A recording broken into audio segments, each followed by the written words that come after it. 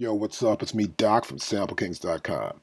This lesson you're going to see is all about the MPC Live and the MPC software, actually, which is now 2.1.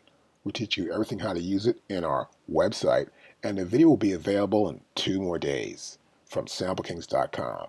Just go to our store, you can purchase it, and you may see it right here in the list of all our DVDs and videos. Right here you can see everything that we actually sell. The most popular items are right here. So if you need it or want it, check us out at SampleKings.com. Now the first thing I want to go over here is the browser section before we start doing anything with our MPC 2.1.0 software. And as you can see, there's a lot to deal with. So we're going to go right here to the right hand side. And you'll notice here we have projects under this first folder, which has samples there.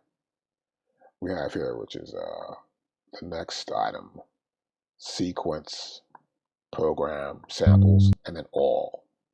So I went to samples, of course you're in sound. So here you can see the bottom is able to audition any sound. And it sets our level also for that sound.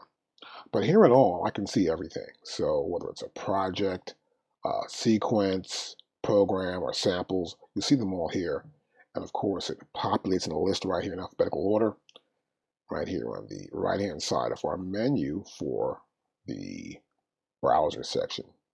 Now, a lot of times when you actually load up the MPC software, you want to try to find the content. So normally we have these arrows here. For example, here's a diamond, well, let me say a triangle pointing down. And here we have this arrow, which is the direction of the directory. So I can go to the top directory, which is the parent directory for everything. So for example, for our MPC, that ends up being this directory here. We see the MPC 2.0 demos, MPC drum content, loop library, the clip launch, deep house, of course. Now these are all programs that come with your MPC. These are expansion packs and some essential sounds also, and you'll see them all appear here. Now, as I click here, I would see projects, if I had any projects open. If I want to find a project or suspect there's a project somewhere here, I would go to, let's say, this one here, and see if I can find a project. No projects there. I go to here, and I will see sequences. So here I can see sequences. I go to here, I'll select, let's select drum bass. And once I do, I will see sequences appear here. Let's open this up a little wider. So we can actually expand the size of our browser up to this length. And of course, we can squash it down again, sort of contract it. So here you'll notice here we have this extension at the end of almost these identical programs, which this is a pattern. This is an MPC pattern that says there. And across them we'll see the size of it in terms of kilobytes.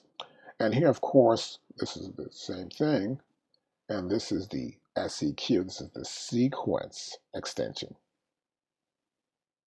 And we see the kilobytes right here as well.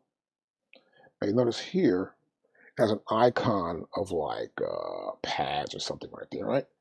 And that's what this icon represents. So if I load it up, of course, the sequence will be for the pads, and I would select an actual pattern place for it.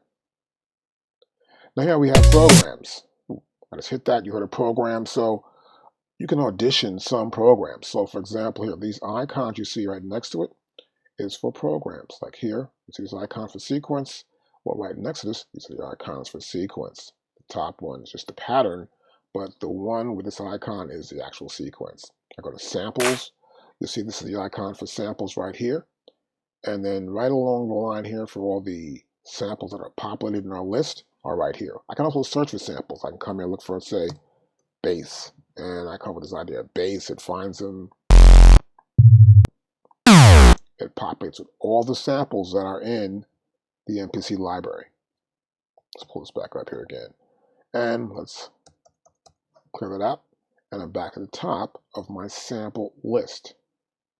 And of course here, if I'm selecting anything here, I'll see samples, I'll see everything here. So if I scroll down, currently I only have samples open, but if I wanted to open something else, And I went to this thing. It's just samples here too as well, because that's what's selected.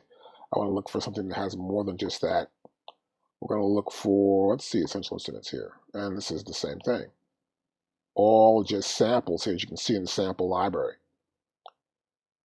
But if I had projects as well in this particular folder, we would see projects here. That's why it says all. I would see samples, projects, sequences, and projects.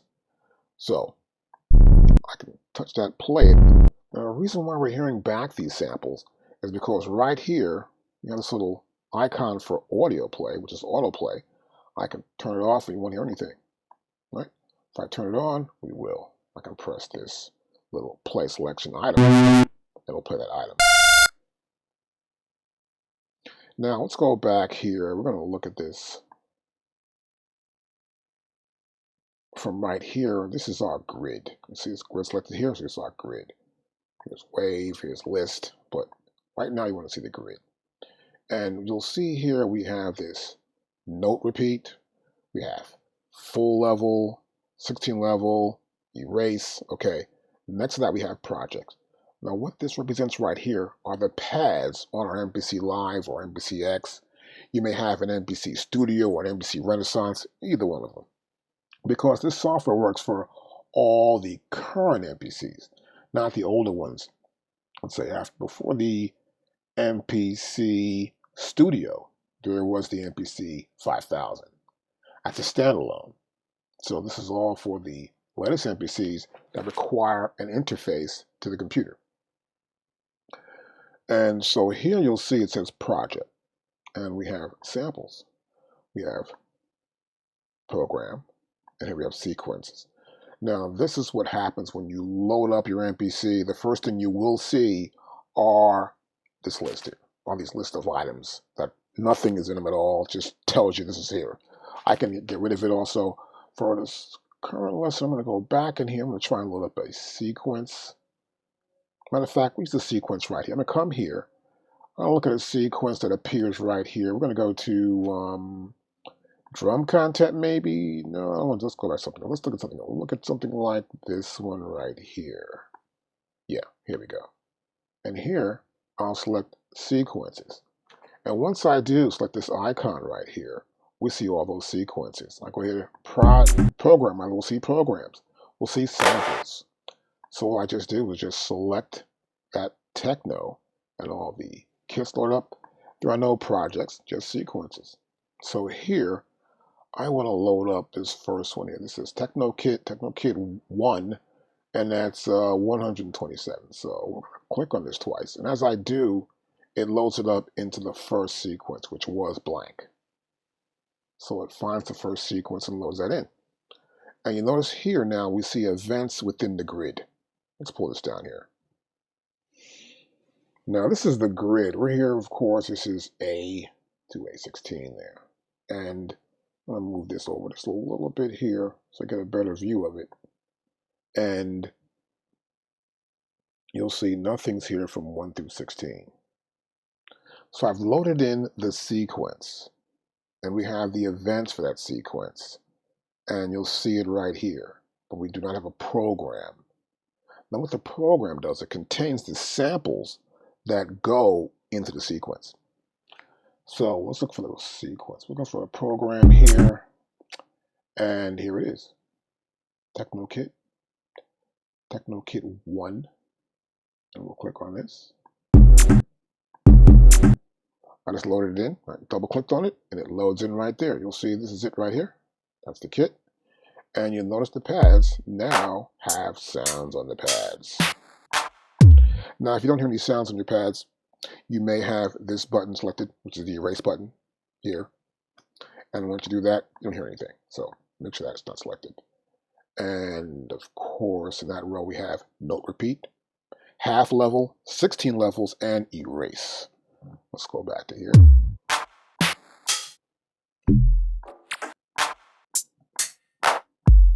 Okay, so let's play it from the top. Let's see if it'll play actually. Now here we have our transport right above our browser. You'll see right here we have stop, play, and play start. Now this first button here is record. This is to overdub on top of something we already recorded on. And of course, right here is a punch in. I want to just punch in one small part. Let's press play.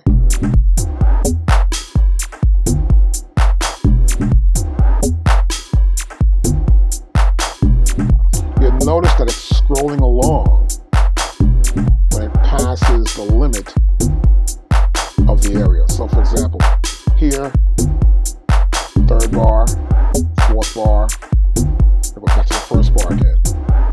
And once it gets to the end of that, it starts to scroll along. Let's stop this. Now this happens basically because of auto scroll right here. Auto scroll follow. So that means this little hairline, which we'll call back the playback head. Once that scrolls across the grid, it's just playing back what's at that playback head, the event. Whether it's a drum hit or a guitar sample, whatever, it's playing it back. And so we have follow. If I go over here and turn this off, and this is just auto scroll page, we'll play it from the top again. Let's go play start.